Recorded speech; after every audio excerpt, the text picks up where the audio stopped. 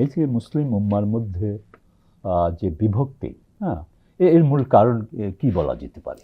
আল্লাহ পাক নিজে বলেছেন, ওয়াতাসিমু বিহাবলিল্লাহি জামিআউ ওয়ালা তাফাররাকু, the hold on the way of almighty Allah, don't be divided yourself. আল্লাহ পাক কি বলেছেন? আল্লাহ বলেছেন যে আল্লাহর যে রজ্জু, আল্লাহর যে রশ্মি, আল্লাহর যে বিধান, আল্লাহ যে কোরআনটা দিয়েছেন টু গেট পিসফুল লাইফ, তোমার জীবনটাকে স্বাবলম্বী এবং সুন্দর করার জন্য, সেটাকে যদি তুমি আঁকড়ে ধরতে পারো এবং তার সাথে কুল আতিউল্লাহ ওয়া আতিউর রাসূল ওয়া উলিল আমর মিনকুম, এই তিনটি প্যাকেজকে যদি সামনে রেখে মুসলিম উম্মাহ যদি ঐক্যবদ্ধ হতে পারেই, তাহলেই কিন্তু আমাদের সফলতা সুনিশ্চিত। এবার আসুন, আমাদের এই যে সারা বিশ্বময় বৈশ্বিক যে সংকট, এটা কাদের তৈরি? এটাও কিন্তু আল্লাহ কোরআনে বলেছেন, খুব চমৎকার করে বলেছেন। তিনি কি বলেছেন আমরা শুনলে অবাক হব। আল্লাহ নিজে চোখে আঙ্গুল দিয়ে বান্দাকে বলে দিয়েছেন, জাহারাল ফাসাদু ফিল বাররি ওয়াল বাহর বিমা কাসাবাত আইদিন নাস। জলে এবং স্থলে যা কিছু হচ্ছে, মিসাইল থেকে শুরু করে যা কিছু মানবতা এই মুহূর্তে ভুলুণ্ঠিত, যারাই করছে, যেই করছে, তোমরা মূলত মানুষরাই করছো। বিমা কাসাবাত আইদিন নাস, যা কিছু হচ্ছে মানুষের হাতের কামাই।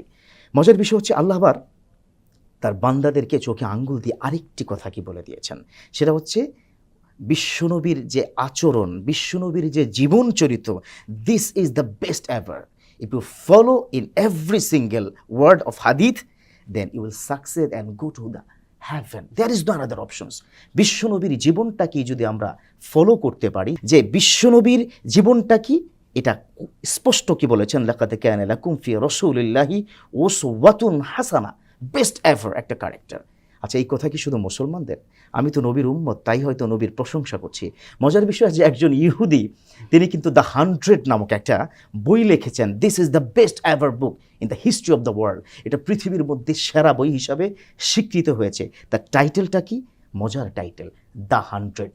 এই বইয়ের মধ্যে যারা অবস্থান করছে বা যাদের অবস্থান হয়েছে, 100 জন সেরা মানব যারা পৃথিবীর ইতিহাসে সর্বোচ্চ ভূমিকা রেখেছে। আপনি শুনলে অবাক বনে যাবেন।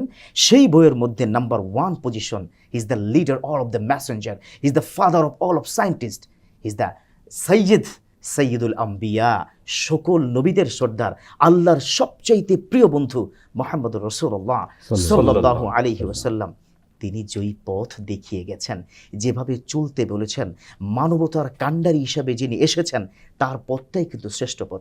বিশ্বনবী সাল্লাল্লাহু আলাইহি ওয়াসাল্লাম হালাফুল ফুদুল নামে একটি সংগঠন করেছেন। তিনি কিন্তু কিশোর জীবনে মাত্র 11 বছর, কোনো হাদিসের বর্ণনাতে 13 বছর বয়সে হালাফুল ফুদুল, যেটা আমরা বাংলায় বলি হিলফুল ফুজুল নামক সংগঠন করেছেন।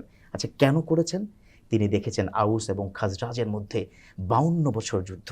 তিনি দেখেছেন দুটো গোত্রের মধ্যে কোনো গোত্রে 107 বছর পর্যন্ত যুদ্ধ। 11 বছর বয়সের একজন নাবালক সন্তান, তিনি কি করে বুঝতে পারলেন ওই মুহূর্তে সংকটটাকে সমাধান করতে হবে? তার সাথে যুবকরা একত্রিত হলো, সিদ্ধান্ত নিলেন কি করা যায়। সকল গোত্রের যারা নেতা, তাদেরকে একাট্টা করলেন, এক জায়গায় বসে প্রপোজ করলেন, কি লাভ হচ্ছে রক্তপাতের? কি লাভ হচ্ছে তোমার সম্পদ হরণ করা? কি হচ্ছে তোমাদের এই সমাজে? এই দলের 2 জন মারা যাচ্ছে, ওই দলের 2 জন আহত হচ্ছে, তাহলে মানবতা তো ভুলুণ্ঠিত। তিনি মাত্র 11 বছর বয়সে হালাফুল ফুদুল সংগঠন দিয়ে তিনি ওই সময় 3টি যুদ্ধ তিনি বন্ধ করেছেন। সুবহানাল্লাহি ওয়া বিহামদিহি, সুবহানাল্লাহিল আযীম। So this is the best example ever in the history of the world. কোরআনে যেই কথা কি বলেছেন, মান কাতালা নাফসান বিগাইরি নাফসিন আও ফাসাদিন ফাকান্নামা কাতালা নাসা জামিআ।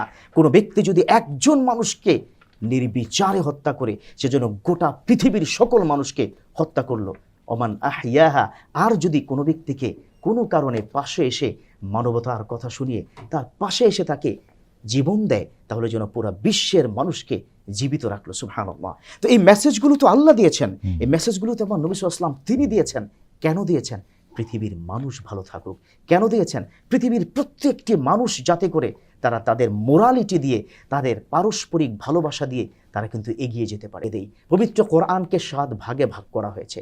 তার মধ্যে কোরআনের সবচাইতে বেশি আয়াত মানবতা কেন্দ্রিক, 1000 আয়াত কোরআনের মধ্যে আল্লাহ পাক কিন্তু নাজিল করেছেন। হোয়ারেজ আপনি যদি দেখুন যে এই নামাজের কথা বারবার বলছি, যে ইসলামের 5টি স্তম্ভ, কালেমা, তারপরেই কিন্তু নামাজ, ইন্নাশ সালাতা তানহা আনিল ফাহশাই ওয়াল মুনকার, সেই নামাজ ফরজ। There is no other options without salah. If you want to go to the heaven, then you have to practice minimum 5 times salah in a day. যদি জান্নাতে যেতে হয় নামাজ পড়েই কিন্তু জান্নাতে যেতে হবে। সেই নামাজের কথা নামাজ 82 পড়াটা জায়গার কথা শুদ্ধ হতে হবে। ডেফিনেটলি, সেই এবং সেই নামাজটা নামাজের শুদ্ধ কথা হতে 82 জায়গায় বলেছে, হোয়ারেজ মানবতার কথা পবিত্র কোরআনে 1000 আয়াতে বলেছে। সুবহানাল্লাহ।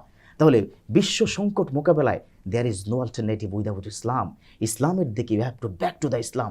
ইসলামের দিকেই যদি আপনি আসতে পারেন তাহলে সম্ভব। এটাও আল্লাহ কোরআন বলেছেন, উদখুলু ফিস সিলমি কাফা, তোমরা পরিপূর্ণভাবে ইসলামে ইসলামে দাখিল দাখিল করো, তাহলে কিন্তু peace will come to you and will stay in the world